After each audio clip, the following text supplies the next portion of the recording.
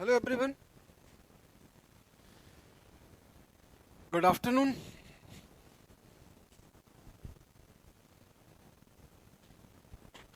कैसे हैं आप लोग? मैं उम्मीद करता हूं कि आप लोग सब अच्छे होंगे और अच्छे रहने चाहिए। आज मैं नॉर्थ ईस्ट पीएससी के माध्यम से अरुणाचल प्रदेश के सभी एस्पिरेंट को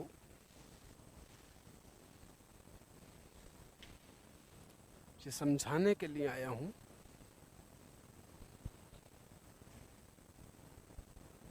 कि PSIR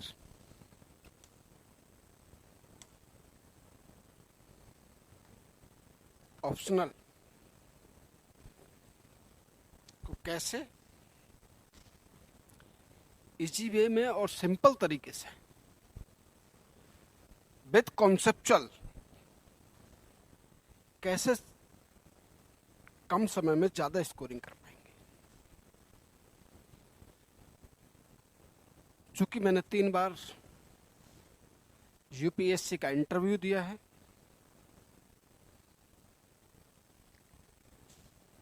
3 टाइम्स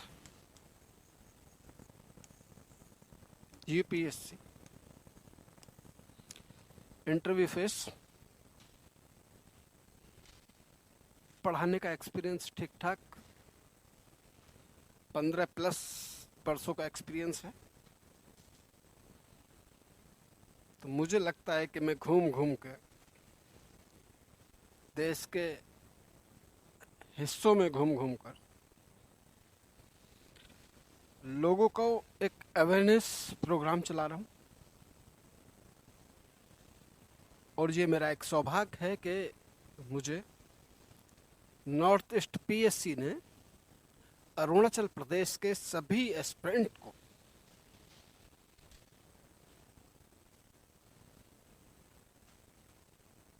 गाइडेंस देने के लिए बुलाया है। और मैं आपको ये बताना चाहता हूं कि पॉलिटिकल साइंस सब्जेक्ट देखने में तो बहुत बड़ा लगता है, वो बड़ा है भी क्योंकि वो कई सब्जेक्टों को अपने आप में इंक्लूड किए हुए हैं। तो इसमें सबसे बड़ी बात यह है कि पॉलिटिकल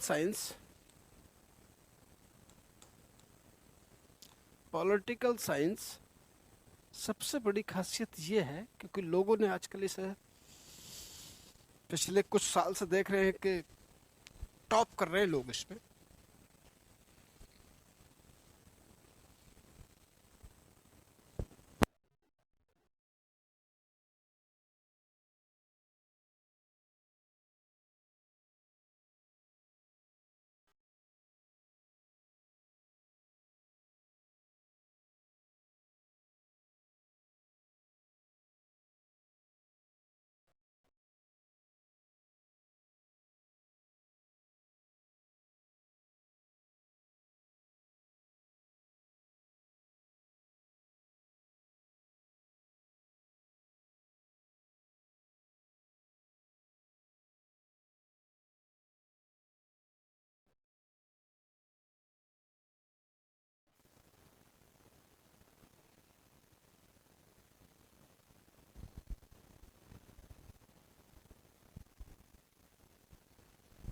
ओके ओके, तो काफी स्कोरिंग रहा है, इसलिए पॉलिटिकल साइंस सब्जेक्ट को लेकर मैं ईटानगर आया।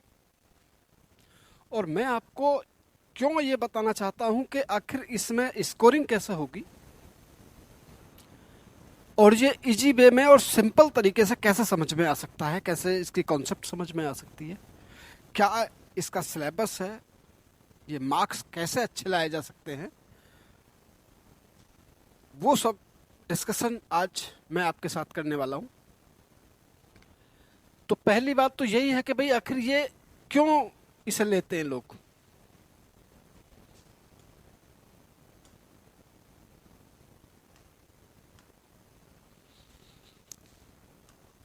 वाई? तो इसके दो कॉज हैं। पहला कॉज तो ये है, क्योंकि अगर आप ऑफिसर बन जाते हो तो आपको आम जनता इतना परेशान नहीं करेगी जितने ये पॉलिटिशियन करेंगे। तो इन्हें हैंडल करने का एक तरीका पॉलिटिकल साइंस में पता लगता है। वो बताते हैं कि कैसे कैसे किस आदमी को हैंडल करना है और कितने टाइम तक हैंडल करना, कैसे उससे बताना है। ठीक। पहला है पॉलिटिकल पॉलिसीज को इम्प्लीमेंटेशन देना।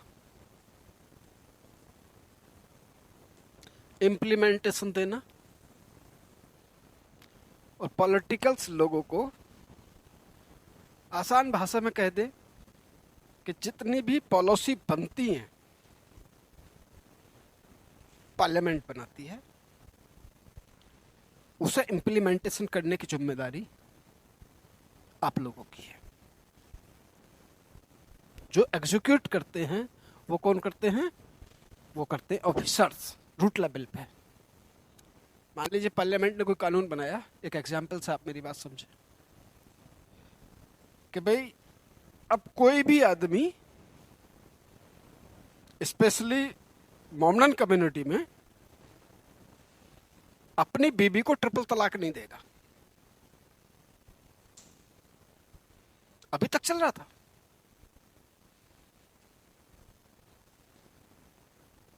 कोई बात नहीं, अभी तक चल रहा था। लेकिन जब से ये कानून बना, उसके बाद अगर कोई ऐसा कदम उठाता है तो उसके खिलाफ एक्शन तो बनता ही है। एफआईआर तो दर्ज कराई पड़ेगी, उसे अरेस्ट भी करना पड़ेगा। तो आप पहले मेरी बात समझिए कि पॉलिटिकल साइंस को लेने के पीछे, समझने के पीछे, ये पढ़ना तो हमें पड़ेगा ही, इससे हमारा पीछा तो ऐसे कटेगा नहीं। जीएस में अपना इसका एक वेटेज है, रियल लाइफ में इसका वेटेज है। आप जब डिस्ट्रिक्ट में बैठेंगे वहां आपके पास इसके साथ रूबरू होना है। इससे पॉलिटिकल पॉलिसीज को आप लोगों को इम्प्लीमेंटेशन देना है। तो इससे पीछे तो कटने वाला है ही नहीं, जन्म से कब्र तक जाता है। ठीक।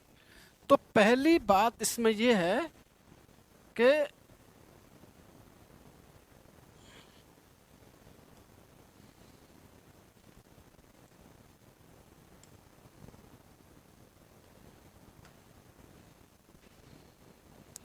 पहली शर्त यह है कि ये क्या करती है?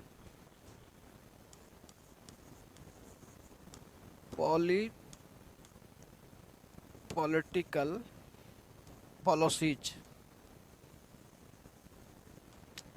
इंप्लीमेंटेशन देती है। दूसरा, जो इसका बड़ा कारण है, जीएस के सेकंड पेपर में, जिसे कहते हैं constitutions of India, public policies. ठीक। तो एक तो कॉन्स्टिट्यूशंस वाला भाग जीएस में सेकंड पेपर में पढ़ना ही है, पॉलिटी एंड गवर्नेंस। ठीक। तीसरा, इसका सबसे बड़ी बात है एथिक्स। चौथा पेपर है जीएस का। जीएस का जो फोर्थ पेपर है, एथिक्स, उसमें इसका वेटेज है। जैसे सोशलिज्म, लिबरलाइजेशंस, जस्टिस, इक्वलिटी, क्या है? एथिक्स। एथिक्स में ये चलेगा। ठीक। तीसरी इसकी बात जो है सबसे बड़ी, जो मैंने आपको सुबह डिस्कस की थी, वो है एस्से। मैंने कहा एस्से का कोई रोल नहीं है आदमी की लाइफ में, लेकिन एस्से इसलिए रखा गया क्योंकि हम ये पता निकालना चाहते हैं आपका माइंडसेट क्या है, सोसाइटी के लिए, इकोनॉमिक्स के लिए, पॉलिटिकल स्ट्रक्चर्स के लिए या इंस्टीट्यूशंस के लिए आपका माइंडसेट क्या है।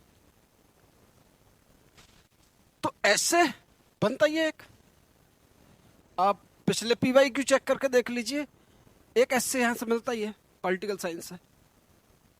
वो कोई भी तरीका हो लेकिन कहीं ना कहीं कंटेंट इसका यूज करा जाता है। इसलिए UPSC हो या स्टेट पब्लिक सर्विस कमीशन हो, कोई भी इंडिया का, ज्यादातर लोगों ने पॉलिटिकल साइंस ऑप्शनल के साथ मेंस लिखा है। और टॉप भी क्या है, ऐसे कई लोगों को मैं पर्सनली जानता हूं जिन्होंने इसके साथ टॉप किया है, और उनका बैकग्राउंड भी नहीं था, ये भी मैं आपको बता रहा हूं। इसलिए कोई जरूरी नहीं है कि आपका बैकग्राउंड है तभी आप पॉलिटिकल साइंस लेंगे, नहीं, ये कोई जरूरी नहीं। बस आपको अपनी सोसाइटी की, अपने देश की, अपने स्टेट की एक बेसिक नॉलेज होनी चाहिए कि कैसे पॉलिटिकल इंस्टीट्यूशंस काम कर रहे हैं, कैसे मंत्री काम कर रहे हैं, कैसे प्रेसिडेंट काम कर रहा है, कैसे पार्लियामेंट काम कर रही है, और गवर्नेंस में आप जानते हो DM साहब कैसे काम कर रहे हैं, कैबिनेट सेक्रेटरी कैसे काम कर रहे हैं। तो ये सब चीजें आपको नॉलेज हो तो क्या है कि इसे लेना और इसमें स्कोरिंग हो जाना कोई बड़ी बात नहीं है। आप अच्छे से अगर एक बार इसे स्टडी कर लिया जाए, अभी मैं थोड़ी देर में सिलेबस में डिस्कस करूंगा, तो आप देखेंगे कि ये सब चीजें ऐसी हैं जो कहीं ना कहीं आपको रियल लाइफ में देखने मिलती हैं, वो मिलती रहती हैं। ठीक, चाहे वो सुप्रीम कोर्ट के कुछ डिसीजन हो, चाहे वो हाई कोर्ट के कोई डिसीजन हो, चाहे पार्लियामेंट द्वारा पास करा गया कोई कानून हो, या कानून में आने वाली कुछ विसंगतियां हो सकती हैं, लोग विरोध प्रदर्शन करते हैं, ठीक, और वो सुनते हैं, करते हैं। एग्जाम्पल आपने बहुत देखे होंगे, अभी UGC बिल पे लोगों ने विरोध प्रदर्शन करा। एग्रीकल्चर के 3 बिल थे, PM मोदी जी ने कही थी ये बात कि मैं 2022 तक इंडिया के सभी किसानों की आमदनी दुगनी कर दूंगा। तो दुगनी करने का मतलब वो नहीं है कि भाई किसी के घर में बोरा पैसे देने उसके घर में, नहीं, पॉलिसीज के लेवल पे ही होता है। पॉलिसीज पार्लियामेंट बनाएगी, इंप्लीमेंटेशन प्रशासन करेगा, तो प्रॉफिट किसे मिलेगा, किसानों को मिलेगा। ठीक, तो ऐसे बिल अब आपने देखे होंगे, उसका विरोध हुआ, वो वापस भी लेना पड़ा। ठीक, ऐसे कई चीजें हमारे सामने हुई। आपने देखा होगा वो CA/NRC, उसमें भी ऐसा आपको देखने मिला, लेकिन वो बिल वापस नहीं हुआ क्योंकि वो गलत नहीं है। लोगों को नजर और नजरिए में फर्क है। कोई लोग विरोध इसलिए करते क्योंकि मुझे तो विरोध करना ही है, विरोध के लिए विरोध करना है, चीजों को समझ नहीं पाते। ठीक, हाईलाइट होने के लिए सब चीजें हैं। चलिए, तो आपको पहले मेरी बात समझ में आई, पॉलिटिकल पॉलिसीज में ये काम करती है, सोसाइटी का समस्याएं बताती है, इकोनॉमी की समस्या बताती है, पॉलिटिकल समस्याएं बताती है। ठीक, दूसरा GS में अपने आप में एक वेटेज है इसका, GS सेकंड पेपर में कॉन्स्टिट्यूशंस ऑफ इंडिया। ठीक, GS के 4th पेपर में एथिक्स में कोई ना कोई एक ऐसे इसकी साइड से मिलता ही है आपको। ठीक, और तीसरी चौथी जो लास्ट वाली बात है वो सबसे बड़ी बात है कि ऐसे में ये अपने आप में एक वेटेज रखता है, और ऐसे कई बार आप पिछले 10 ईयर के उठा के देखें PYQ, तो कहीं ना कहीं एक ऐसे इसमें मिलता है। तो अब आप मेरी बात को समझ गए कि हमने अगर PSI और ऑप्शनल लिया तो उसके अपने अपने प्रॉफिट है। और यही बात मैंने जो उसमें सिलेबस में बताई थी APFC के, तो मैंने आपको ये भी बात बताई थी कि जो कोई भी सब्जेक्ट हो, ऐसा होना चाहिए जिसका वेटेज मिलना चाहिए GS में मुझे, जिसमें मुझे लगना चाहिए कि मैं एक चीज तैयार कर लूं तो मेरी 2 चीज तैयार हो जाएंगी। ठीक, तो यहां अब आपको ये बात समझनी है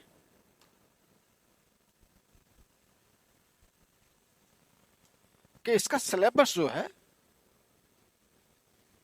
वो देखना है। ठीक, फर्स्ट पेपर है PSIR।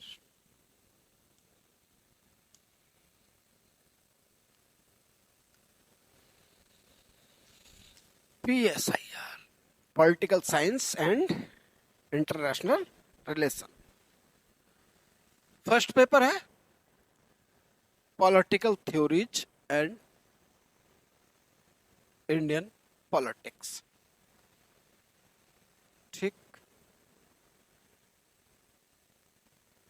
सीधा सा बात है, सीधी सी बात समझ में आती है कि पॉलिटिकल थ्योरीज, पॉलिटिकल थ्योरीज का मतलब ये होता है कि आपने एक शब्द सुना होगा यार मेरे साथ, ये पॉलिटिक्स हो गई।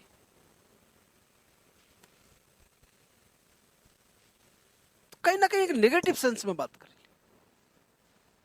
कि मैं कहीं ना कहीं किसी षड्यंत्र के शिकार हुआ या मेरे खिलाफ षड्यंत्र रचा गया। ठीक, ऐसा नहीं है, ऑप्शनल में ये बात नहीं है, क्योंकि लोगों ने ये अफवाहें भ्रम फैला रखे। ऐसा नहीं है भ्रम फैला रखे, सच यही है कि आज भी अगर हम रेगुलेट हो रहे हैं तो किससे हो रहे हैं? पार्लियामेंट से। किससे हो रहे हैं? एग्जीक्यूटिव से। किससे हो रहे हैं? जुडिशरी से। आए कहां से? कहां से आए? पॉलिटिकल साइंस से आए। जब पॉलिटिकल साइंस को का इंस्टीट्यूशंस किया गया तब ये चीजें हमारे सामने आई, सरकार बनी। अन्य हम तो कबीले में रहने वाले लोग थे। ठीक, तो पॉलिटिकल थ्योरीज में हमें देखना होता है कौन कौन सी पॉलिटिकल थ्योरीज है। ठीक, इंडियन पॉलिटिक्स में क्या क्या है। ठीक, political theories meaning and approach, meaning and approach. तो आप देखेंगे यहां बहुत सारे थिंकर थे।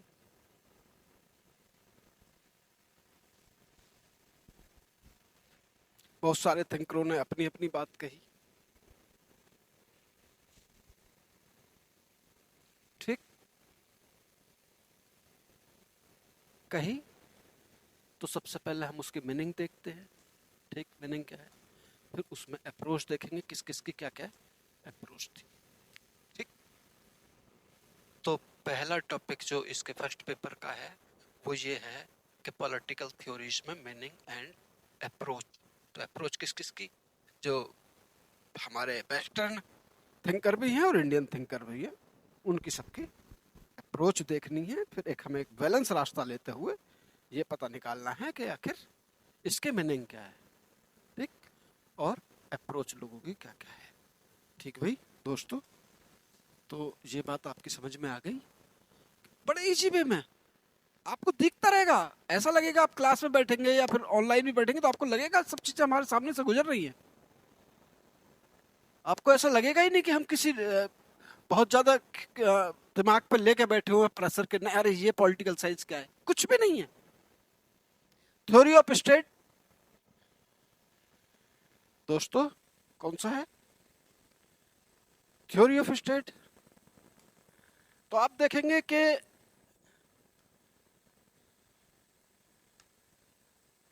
स्टेट कहां से आया, क्यों बना स्टेट, स्टेट बनने के एलिमेंट क्या हैं, स्टेट के एलिमेंट क्या हैं, तत्व कौन कौन से हैं, या कंपोनेंट्स कौन कौन से हैं। ठीक, स्टेट किसे कहे हम। ठीक, लिबरल क्या है? देखिए यहां स्टेट की जो डेफिनेशन है वो चार बातें हैं उसमें। किसी स्टेट तभी हम कह सकते हैं वो स्टेट है, अन्य वो स्टेट नहीं है। पहला, एक निश्चित भूभाग हो। अब पूरी पृथ्वी को तो निश्चित भूभाग नहीं कह सकते हैं, लिमिटेड। चाहिए। एक टेरिटरी हो, एक टेरिटरी हो, उसमें निवास करने वाली एक जनसंख्या हो, पॉपुलेशन हो।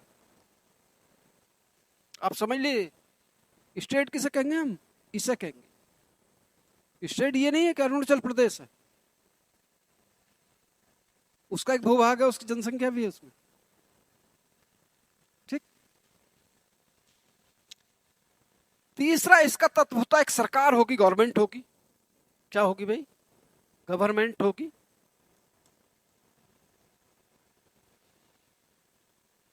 और जो चौथा इसका सबसे बड़ा स्तंभ है, पिलर है, उसे कहते हैं संप्रभुता, सॉवरेनिटी। ठीक। क्या है? संप्रभुता। आप मेरी बात को बेसिक से समझ लीजिए, इसलिए मैं आपको बता रहा हूं कि स्टेट, स्टेट हा क्या, पहले तो अगर आदमी कबीले में रह रहा था, कबीले में 100-200 लोग इकट्ठे हुए, बैठ के प्रॉब्लम सॉर्ट आउट हो गई उनकी। कैसे हो गई? कि भाई आपने ये काम करा, ये गलत है, ये सही है, ये गलत है, ये सही है, समझौते हो गए, बात खत्म हो गई। जैसे जैसे जैसे यूनान में आप देखेंगे, यूनान में नगर राज की बात की गई है। ठीक। पोलिस की बात की गई है। ठीक। यूनानी भाषा का शब्द है। ठीक। उसका मतलब होता है नगर राज। नगर राज कहां से आ गए? ठीक। तो आप पहले मेरी बात यहां तक आप समझ गए ना, जहां तक मैंने आपको बताया है कि ये स्टेट की 4 तत्व होने जरूरी, तब किसी स्टेट कहेंगे। और संप्रभुता का मतलब आप समझ लीजिए, संप्रभुता का मतलब होता है कि हम कोई भी फैसला किसी के दबाव में नहीं लेते। अगर तीनों चीजें किसी के पास हैं, ये वाली और ये नहीं है, तो उसे स्टेट नहीं कहेंगे हम। समझ रहे हैं आप हमारी बात? ये इतनी बड़ी चीज है। प्रियम्बल में लिखा है नहीं कि आज के बाद हम किसी देश या विदेश की दबाव में काम नहीं करेंगे। अभी यूएसए कहने लगे कि भाई आपको ये काम करना है, टैरिफ लगा दिया मैंने इतना, हमने उसके दबाव में काम तो नहीं करा। दैट कॉल्ड संप्रभुता, दैट कॉल्ड संप्रभुता। ये वो चीज है, ये किसी के पास हो सकती है, ये हो सकती है, ठीक है, गवर्नमेंट भी हो सकती है, ये नहीं है तो वो राज्य नहीं है। इसलिए किसी स्टेट को बनने के लिए कम से कम 4 कंडीशंस उसको फॉलो करनी पड़ेंगी। ठीक। गवर्नमेंट है, ये नहीं है, सरकार है, कोई मतलब नहीं है, जनसंख्या है, कोई मतलब नहीं है, इसके बिना कुछ नहीं है। ये वो चीज है जैसे कि जवाहरलाल नेहरू ने कही थी कि आज के बाद हम कौन है, सॉवर्जिनिटी किसकी है, वो हमारी है। हम अपने फैसले किसी पर नहीं थोपेंगे, लेकिन किसी के फैसले हम अपने ऊपर भी नहीं थोपने देंगे। किसी के फैसले हम अपने ऊपर भी नहीं थोपने देंगे। इसलिए आप इन बातों का ध्यान रखें। तो क्या है? Liberal, neo liberal, marketist, pluralist, post colonies and feminist. ये वो थ्योरीज हैं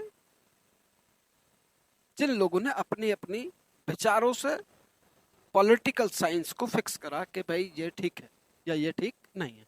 लिबरल क्या है, नियो लिबरल क्या है, मार्केटिस्ट क्या है, ये कौन है, ये कौन है, ये कौन है, ऐसी बातें इस सिलेबस में ये बताई गई हैं। और इसलिए ये बहुत परेशान करने वाला मुद्दा बिल्कुल नहीं है। समझेंगे, आपकी नॉलेज बढ़ेगी, और जैसे ही नॉलेज बढ़ेगी काम आगे हो जाएगा अपना। ठीक भाई? तो अब आप देखेंगे, देखिए ये बहुत इंपॉर्टेंट है। जस्टिस किसे कहते हैं?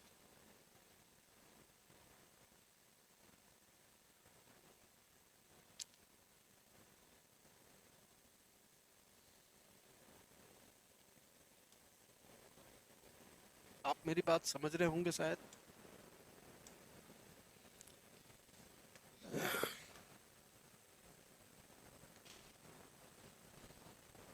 क्यों भाई? जस्टिक्स विद रेफरेंस ऑफ रॉल्स।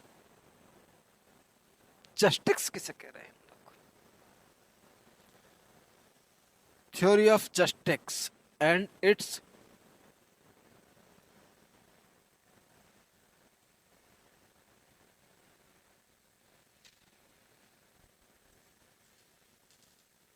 जस्टिक्स किसे कह रहे हैं, ये बात है। रॉल्स ने क्या क्या कही है वो आपको डिस्कस करी जाएंगी।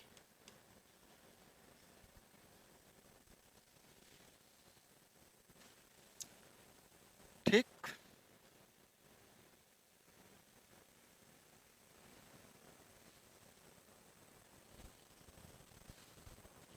Equality, social, political, economical relationship between equality and freedom, affirmative action. देखिए,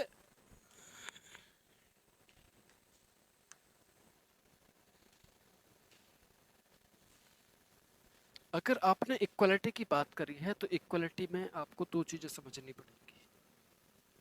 ठीक, वो आर्टिकल 14 से 18 तक के आर्टिकल इसमें आ जाते हैं, इक्वलिटी। अब इस कॉन्सेप्ट को समझने के लिए इक्वलिटी कैसे होनी चाहिए? समान अवसर, यानी कि इक्वल अपॉर्चुनिटी होनी चाहिए। क्या होनी चाहिए बेटा? Equal opportunity.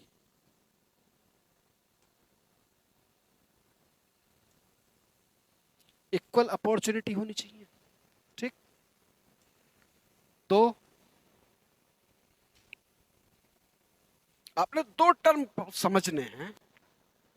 एक तो है इक्वलिटी बिफोर लॉ और एक है इक्वल प्रोटेक्शन ऑफ लॉ। बड़े कमाल की बातें हैं, कमाल की गल है, समझने के लिए आपको बड़ा अच्छा लगेगा। ठीक, एक तो कहता है इक्वलिटी बिफोर लॉ, एक है इक्वल प्रोटेक्शन ऑफ लॉ। तो ये नकारात्मक यानी कि नेगेटिव सेंस में है कुछ चीजें, कुछ पॉजिटिव सेंस में। जब मैं इस पे आऊंगा इक्वलिटी पढ़ाने पे तो आपको समझ में आएगी। जब प्रियम्बल पढ़ाएंगे तब, और जब फंडामेंटल राइट पढ़ाएंगे तब आपको इस हाथ से उसमें बिल्कुल समझ में आ जाएंगे कि ये क्या है। भाई एक बात समझिए आप, ऐसे मैं समझा देता हूँ एक लाइन में आपको थोड़ी बात, कि एक टैक्स है। मान लीजिए अभी एक हमारे माननीय वित्त मंत्री जी निर्मला सीतारमण जी ने अपना बजट पेश किया और उन्होंने कहा कि भाई equal protection, equality before law की बात कर रहे हूं मैं आपको, ऐसे आप समझ लीजिएगा एक लाइन में। फिर इक्वल प्रोटेक्शन ऑफ लॉ, उन्होंने कहा कि हमें 10,000 तक पर सभी से 50 रुपए चाहिए। जिसकी पूरे साल की आमदनी 10,000 रुपए है उससे हमें, यानी कि 5% लगा लो यार, छोड़ो, ऐसे आपको ज्यादा अच्छे से समझ में जाएगा कि हमें 5% लेना है। पूरे साल में किसी आदमी ने अगर 10,000 रुपए कमाए तो हमें उससे क्या लेना है? 5% लेना है। ठीक, अब देखिए, एक तो था यहां बिजनेसमैन, उसकी आमदनी का पता ही नहीं कितनी होगी एक साल में। एक आदमी था जो रक्षा पॉलर था, ऑटो चला रहा था, उसने भी 10,000 कमा लिए। तो उसने 10,000 कमाए तो 5% से कितने हो गए उसके? 500 रुपए।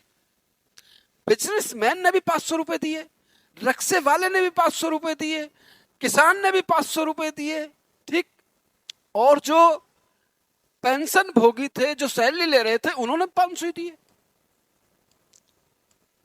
तो सवाल ये था कि इक्वलिटी बिफोर लॉ में दिक्कत ये थी। अब इंडिया में आप आइए, इंडिया में आप क्या देख रहे हैं? क्या सभी लोगों पर समान टैक्स लगा दिया जाए? गड़बड़ हो जाएगी, नहीं हो जाएगी? इसलिए इक्वल प्रोटेक्शन ऑफ लॉ जो है वो ये बात कहता है, इसलिए इसे नेगेटिव सेंस में कहा गया। इक्वल प्रोटेक्शन ऑफ लॉ ये बात कहता है कि भाई देखिए, जो इक्वल परिस्थितियां हों। अब रक्से पॉलर से आप 500 रुपए ले रहे हो, किसी टीचर की सैलरी 50,000 महीने ही है, उससे भी आप 500 रुपए ले रहे हो। कोई ऑफिसर की सैलरी लाखों में है, उससे भी 500 ही ले रहे हो। इक्वलिटी बिफोर लॉ तो यही कहता है। तब इसे क्योंकि नेगेटिव, तो इसलिए सुप्रीम कोर्ट ने भी कहा कि ठीक बात है, बिल्कुल इक्वल प्रोटेक्शन ऑफ लॉ होना चाहिए। इक्वल प्रोटेक्शन ऑफ लॉ होना चाहिए, समान परिस्थितियों में समान तरीके से रखा जाए। मान लीजिए अब ये जो रक्षा पॉलर है, शायद इसे ये फ्री हो जाए, 10,000 कमाए या 20,000 कमाए, इससे कोई टैक्स नहीं लेंगे, क्योंकि इसकी सिचुएशन इस टीचर के बराबर नहीं हो सकती। डन? क्या मैं अपनी बात समझा पा रहा हूं? आप मेरी बात समझ रहे हैं कि जो इक्वलिटी है ये 2 पार्ट्स में आती है। ठीक, इक्वलिटी बिफोर लॉ और इक्वल प्रोटेक्शन ऑफ लॉ, कि कानून सबको प्रोटेक्शन देना चाहिए, लेकिन ऐसा कानून नहीं हो सब पे एक तरीके से लागू हो जाए। अगर ऐसा कानून होकर सब पे एक तरीके से लागू हो जाएगा, तो फिर जो हमारे यहां अमीरी गरीबी है उसका क्या होगा? तो आप मेरी बातों से समझ गए होंगे कि मैं आपसे कहना क्या चाह रहा हूं। ठीक, सोशल, पॉलिटिकल, है नहीं, इकोनॉमिकल, ठीक, फ्रीडम एंड इक्वलिटी में क्या है।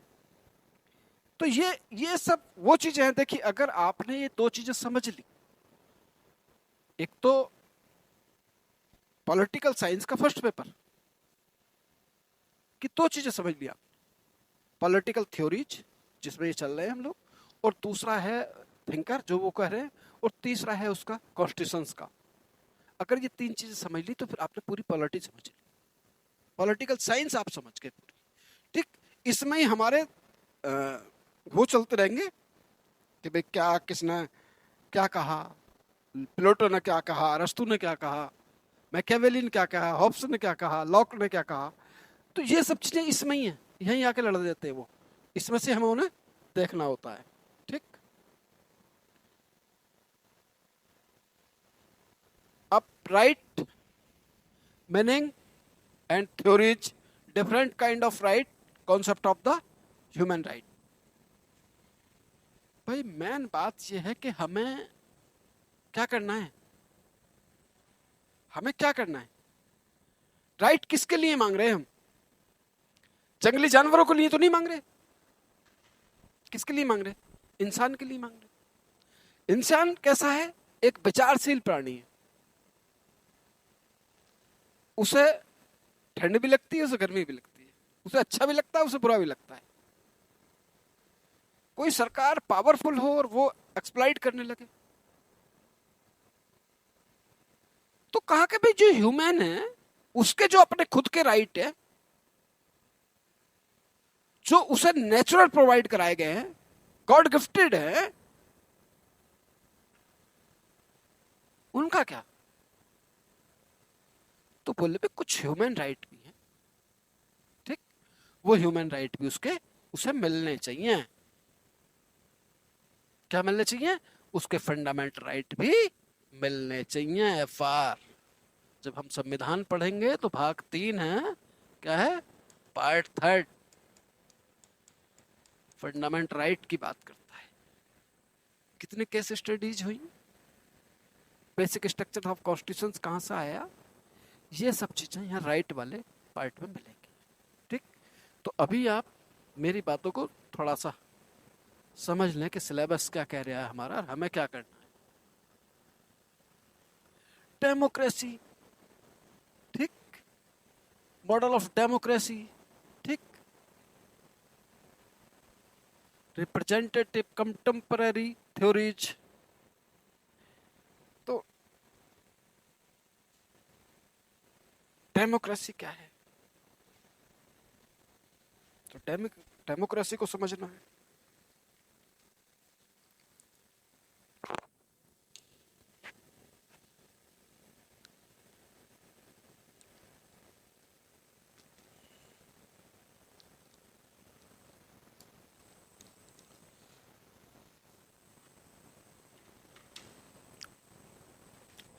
डेमोक्रेसी, डेमोक्रेसी भी तो कई तरह की है भाई, एक ही तरह की है डेमोक्रेसी।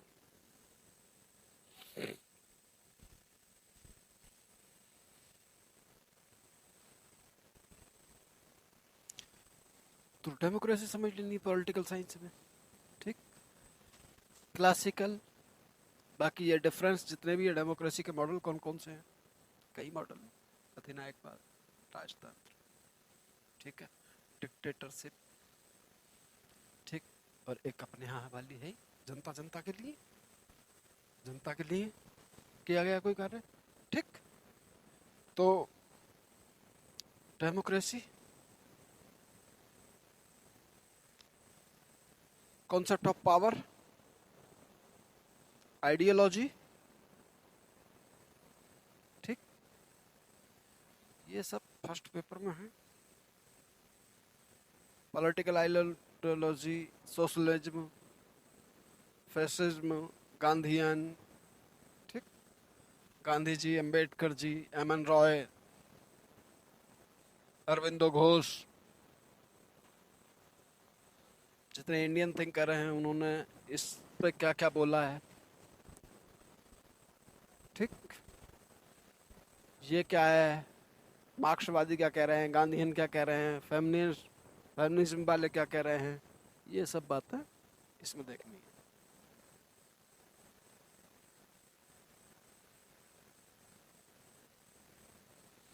इंडियन पॉलिटिकल थॉट्स, धर्मशास्त्र क्या कह रहे हैं, अर्थशास्त्र क्या कह रहा है, ठीक, बुद्धिस्ट क्या कह रहे हैं, बुद्धिस्ट ट्रेडिशंस क्या कहते हैं, सर सैयद अहमद खां क्या कह रहे हैं, Aurobindo Ghosh, M K Gandhi, B R Ambedkar, M N Roy,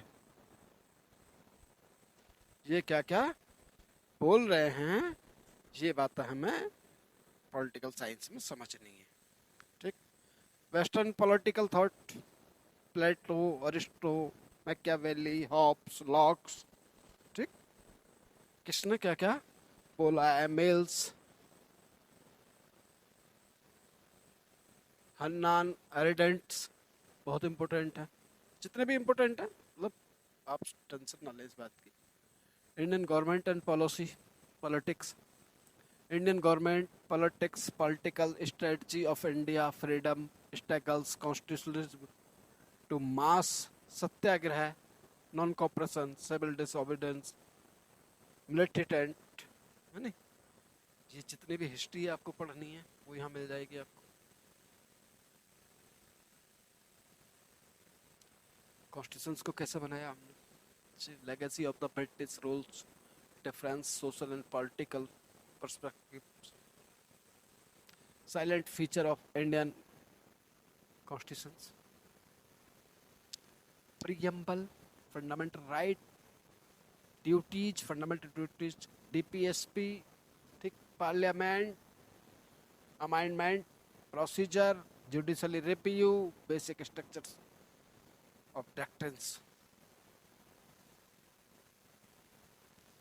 principal organ of union government, role पर executive, legislative, supreme court, principle organ of the state government, ठीक, जितने भी हाई कोर्ट हैं, गवर्नर है, सीएम है, सब स्टेट कह सकते हैं, स्टेट गवर्नमेंट है। Grass root democracy, Panchayati Raj, municipalities government, significance of 73rd and 4th amendment, यानी कि आप देख रहे हैं statutory institutions, commission, election commission, controller and auditor general, finance commission, UPSC, national commission of schedule caste, national commission for schedule tribes, national commission for women, national human right commission, सारे जितने commissions हैं ना वो आपको यहाँ मिलेंगे, ठीक, वो पढ़ने। फेडरलिज्म क्या है, कॉन्स्टिट्यूशनल्स प्रोविजंस क्या हैं, changing nature of the central and state relation में क्या क्या है, ठीक, इंटीग्रेशंस क्या हैं, ठीक, रीजनल इंटर स्टेट डिस्प्यूट्स क्या हैं, तो ये सब हमें आपको पॉलिटी में एंड गवर्नेंस में मिलते रहेंगे। तो अगर आपने सही करके संविधान को पढ़ लेंगे तो मेरे ख्याल से आपको उतनी दिक्कत नहीं आएगी। Planning and economics development, Nehruvian, Gandhian, है नहीं, role of planning, public sector, ये सब ऐसी चीज़ें जो आपके सामने से निकलती रहती है, देखते रहते हैं आप। कास्ट, रिलीजन, ये जो प्रॉब्लम्स है सोसाइटी में वो देखेंगे।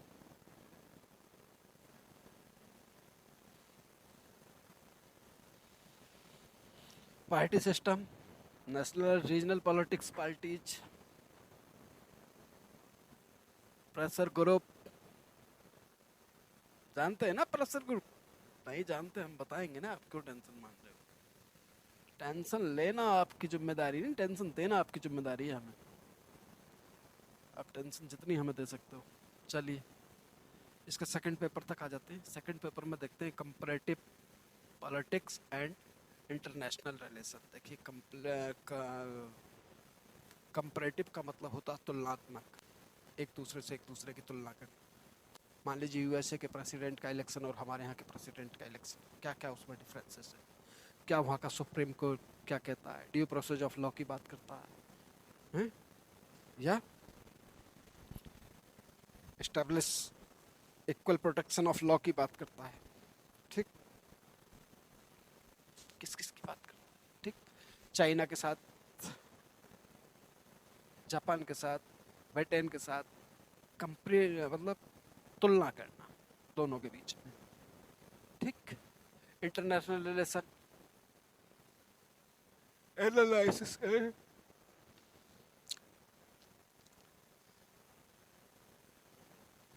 ये सब चीजें इसमें यही है। ठीक है, state in comparative perspectives, characteristics, changing nature of the state. ठीक, इसमें बहुत टेंशन आपको लेनी। Politics of representation and participation, politicals parties, pressure group, globalization's response from development and developing societies, approach to the study of international relation। ठीक, जैसा भी है, बहरहाल बहुत ज़्यादा टेंशन वाली चीज़ें हैं नहीं। इस आप देख रहे हो वो सारी चीज़ें, अगर न्यूज़पेपर पढ़ते हो तो आपको ये सब चीज़ें देखने मिलती रहती। ठीक, अब जितने भी हमारे एशियन हैं नाम हैं, यूएन है, यूएनएससी है, एपेक है, तो ये सब क्या है? फॉरेन पॉलिसी में होते हैं सारे, फॉरेन पॉलिसी में हमें ये मिलते हैं। Evolution of international economics, WTO, सब जितने भी ऑर्गेनाइजेशन हैं वो सब देखने मिलेंगे। ठीक, कोई प्रॉब्लम?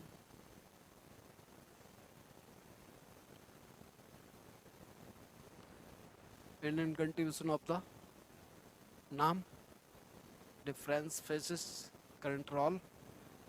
ठीक है, अब जितने भी ये हैं, अब आप देख रहे हैं बार्टर डिस्प्यूट है, चाहे वो भारत पाकिस्तान के बीच साथ रहा हो या फिर चाइना के साथ रहा हो। ठीक, तो ये WTO है।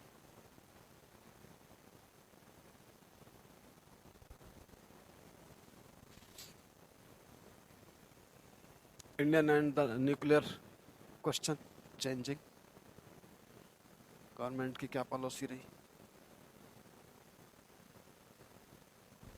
रिसेंट क्राइसिस, जैसे अभी रशिया ने यूक्रेन पर, अफगानिस्तान, इराक, ईरान, अभी ईरान में।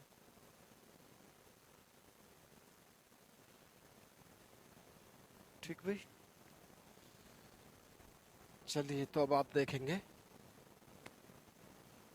कि जो हमारा पॉलिटिकल साइंस का सिलेबस है बड़ा इंटरेस्टिंग, पढ़ेंगे तो बड़ा इंटरेस्ट आएगा, व्यूज खुलेंगे, आपको पता लगेगा कि इंडिया पाकिस्तान में क्या झगड़ा है, इंडिया चाइना में क्या है, भारत यूएसए के रिलेशन कैसे चल रहे हैं, रसिया के साथ कैसे हैं,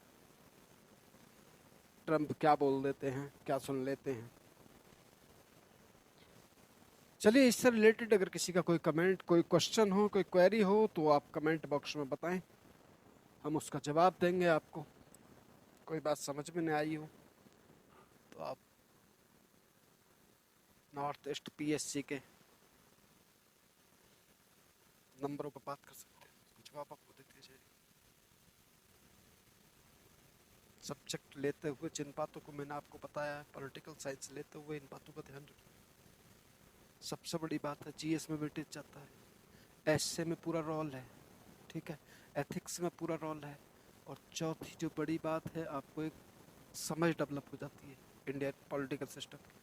वर्ल्ड में कौन कौन से पॉलिटिकल सिस्टम, कौन क्या बोल रहा है, फॉरेन पॉलिसी में क्या है, इंटरनेशनल रिलेशन क्या है, ये सारी चीज़ें आपको एक व्यूज क्लियर हो जाती है। ठीक, अगर मान लीजिए आप मेडिकल साइंस के आदमी हैं तो सिर्फ आप ह्यूमन बॉडी से रिलेटेड है, अंदर क्या चल रहा है बॉडी में, इमोशंस क्या हैं, वो दिखते हैं पॉलिटिकल साइंस, मेडिकल साइंस में नहीं दिखते। ठीक, इसलिए अगर सबसे बड़ा कोई साइंस है तो वो कौन है, पॉलिटिकल साइंस है, ना कि मेडिकल साइंस है या आईआईटी वाले हैं। ठीक है, थैंक यू सो मच।